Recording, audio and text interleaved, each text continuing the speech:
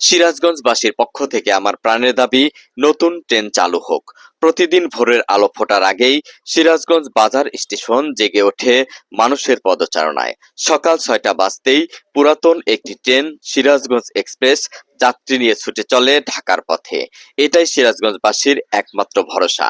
চাকরি, ব্যবসা, চিকিৎসা কিংবা জরুরি প্রয়োজনে এই একটি ট্রেনই নির্ভর করে হাজারো মানুষের জীবনযাত্রা। কিন্তু সপ্তাহের একদিন শনিবার বন্ধ থাকে এই ট্রেনের চলাচল। সেই দিন ভোগান্তিতে পড়ে সাধারণ মানুষ। অতিরিক্ত ভাড়া, ভোগান্তি, সময়ের অপচয় সব মিলিয়ে চরম দুর্ভোগ পোহাতে হয় যাত্রীদের। যমুনাপাড়ের জনপদ সিরাজগঞ্জ।